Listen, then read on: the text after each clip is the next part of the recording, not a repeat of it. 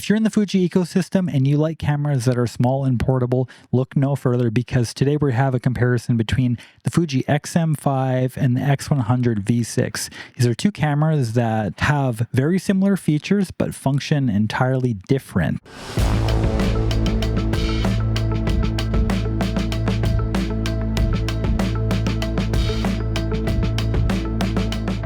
Looking at the build quality of these two cameras, there's a massive difference in build quality. The X100V6 is mostly an all-metal design, which has some downsides I'll get into pretty quick. And then the Fuji X-M5 is a plastic fantastic with no weather sealing.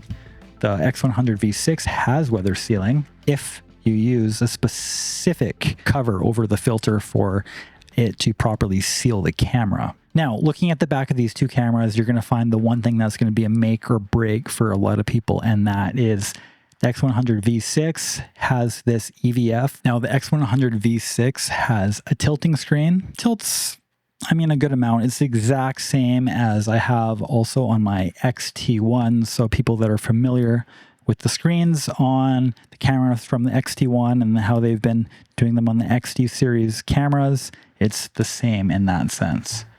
Now, looking over at the X-M5, it has a flippy screen, which will be ideal for shooting content like this. I really like to have a screen to monitor that I'm positioned properly. The camera's still recording me. Shooting videos to have this flippy screen, although for photography purposes, the flip out screen is actually much better, especially if you're wearing a neck strap. The flip out screen can really get in the way, and I often will disconnect my shoulder strap in order to flip the screen out on the X-M5, or just entirely take off the strap when using this camera here. While I like using this X-M5 a lot more as a photo video hybrid camera, I find that the screen has a ton of limitations when shooting in sunny sort of conditions. It just does not get bright enough, I find. So I'm just like squinting, I'm trying to cover, and it's really not easy at all using this in certain conditions. Now, obviously, you don't have to use the main screen on either of these cameras. You can use an external monitor, and you'll just have to do so with a micro HDMI cable, which is not ideal, but just looking how small both of these cameras are, there's just no room for a full-size HDMI. If you know anything about the Fuji X100V6, you'll know this is a fixed lens camera, and this is using the same lens from the X100V5, and this goes down to f2, but now it is backed by the X-Trans 5 40 megapixel sensor. Comparing now to the sensor of the Fuji X-M5, this is using the X-Trans 4 sensor, and it provides a 26 megapixel photo. Looking at how far apart these two are from one another, when looking at the sensors on these cameras, I have both set up to the exact same settings, and on the right, I'm shooting with the X-M5 with the Viltrox 25 1.7 XF lens. Now, looking at these images, they're really close to one another. Yes, you have a 40 megapixel sensor on the X100V6, but when using a sharp lens, they're honestly pretty comparable in colors and also in overall resolution. Now, when looking at these two images in direct sunlight, we have again the X-M5 on the right, and the sharpness levels are pretty similar for the most part. There's not a huge difference between the two of these. And the Viltrox on the right does a pretty good job outside of the sun when it comes to overall colors, but the flaring is really a pretty noticeable difference. So if you want a lens that has pretty good flare resistance, this Fuji does way better in that regards. When looking at these two lenses, yes, I realize that this Viltrox lens is about 3 millimeters longer in focal length, but it was a really good value lens that was still nice and portable, so I figured this would be an ideal lens for a comparison. I have another image here on the X-M5 using the Voigtlander Ultron on the right side and X100V6 on the left. What do you think when comparing these two images? Looks like maybe I have a little bit of a different focus point on this right side here with the X100V6 being much sharper in the corner. So I'm not sure if this was a focus issue or a sharpness issue. Looking at these shots once more, I have the Ultron on the right hand side on the X-M5. And how do these two compare with one another?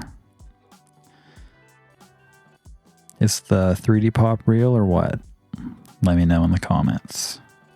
We're now to the Viltrox lens on the right hand side. To me, honestly, I don't notice really a whole lot of difference when comparing the sharpness between this 40 megapixel sensor on the left hand side and using the Viltrox on the X-M5. It's really not all that noticeable, and this is a really cheap lens I paid only 170 Canadian dollars for.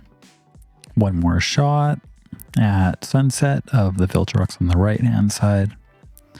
The flare again is a major difference when looking at how it handles itself in the sun, although nice long sun stars on the Viltrox. Comparison once more, Viltrox again on the right hand side. Looking at these two images, it's pretty hard to tell that one has 40 megapixels over top of the other. I really don't necessarily see that much of a difference between these two images if you pick a lens that is nice and sharp like this Viltrox 25 1.7 lens. Yeah, it is a bit noticeable, but it's not going to be a huge major difference, and I think the colors on the Viltrox lens are pretty nice, maybe even a little bit better than on the Fuji lens. Now with X-M5, one of the nicer benefits that it has is that it has a headphone port, which is really nice if you want to record and monitor your content. Now as well, they do have a mic port that is a typical 3.5 connection, so there'll be no need to have an adapter like you'll need to have with this X100V6. Both these cameras have 6.2K, but they do it entirely different. The X100V6 has a 1.23 times crop with no true open gate, whereas the X-M5 does have open gate and uses the full width of the sensor. In my opinion, the Fuji X-M5 did a really good job at making the most out of its sensor. They introduced as well on this a vlog mode. It is a little gimmicky, but it does allow you to shoot in that 6.2K for vertical sort of content, and there will be the framing already inside on the screen when you go to record with it. And it'll also have video timing features that you can set, so you can have just a flat 60-second video, and it'll be pretty good for social media, I'm sure. Going into some more of the positives with the X-M5, the plastic body actually does a lot better in regards to heat management. I find that the X100V6, when recording on 6.2K indoors, I have overheat warnings within 5 minutes, and on the X-M5, it takes me maybe around 20 minutes or so in order to get those warnings, with shutoffs around 30 minutes. One of the other benefits of having a flippy screen like on the X-M5 is it allows you to use aftermarket coolers.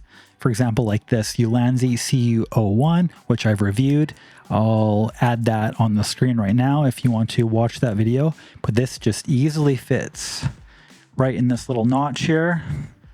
Press a button, and just like that, in that amount of time, I'm cooling the camera. And this stays really nice and cool. This is not something you can use on the X100V6 because there's nowhere to actually mount a cooler. So something to definitely keep in mind. Okay, I know I've been really hard on this X100V6, but there are some real major benefits over the X-M5 that we should talk about now. First off, the stabilization in the body is actually pretty decent. It's not the best I've ever experienced. It's not like Panasonic level, but it's pretty good. I found with the X-M5, you really have to be careful with how you move the camera. Okay, now the stabilization in body is great, but the best feature about this X100V6 is the internal NDs. There's no other camera that I know of at this size that has internal NDs like a lot of cinema cameras have had for the last while. Really, it is great and provides a lot of functionality where you're not really having to stop and pause to take on and off filters. So I really do appreciate that with this. Now, going into one of my least favorite things about using the X100V6, it's switching from photo to video. For whatever reason, you can't create some sort of a hotkey to switch over to video. You have to go into this menu, go drive, and then you have to switch over and select still image. Why this is the case, I'm really not too sure. And it can be actually pretty frustrating in day-to-day use if you're a hybrid creator. With the X-M5, I have currently C1 and C2 set to photo modes, and then I have C3 and C4 set to video modes. I can just switch between all of them just like that. Now, going into my least favorite thing with the X-M5 is that it is actually missing a dial on the front here. So typically you would have that set to an ISO dial, also an aperture dial, but it is actually paired into one on this camera. So all you have to do is just press in and then it will actually switch between the f-stop and ISO. It's honestly not too bad, but I could see that really annoying some people. Although I'm sure you could potentially change the use of this film simulation dial and switch that over to ISO. I believe that would be a possibility. When talking about photography, the X100 wins without a doubt. This is a much better photography camera, with the X-M5 just lacking a lot of the things that make for a great photography camera. This EVF is really nice. I like being able to use an optical viewfinder when possible. It's really nice, especially at situations where it's dark or there's just a lot of use cases for it, and I do appreciate having that. I do like this tilt screen for photography. For video, I don't know. Sometimes I like it, sometimes I don't. I really wish that this would flip maybe a little more or give you a bit more functionality, maybe flipping up like some of the older Sony cameras, and there were a lot of cameras that used to be manufactured like that. Another added benefit is this tiny micro flash that's in the body, which can be really nice if you want to use that, although on-camera flashes aren't my favorite and it's really quite tiny, but it does have TTL and there are definitely some use cases for using it. Overall, there's just much more flexibility having these ND filters inside the X100V6 and the flash. It really is an ideal photography camera that I think most people will be able to work around as long as they like the 35mm full frame equivalent.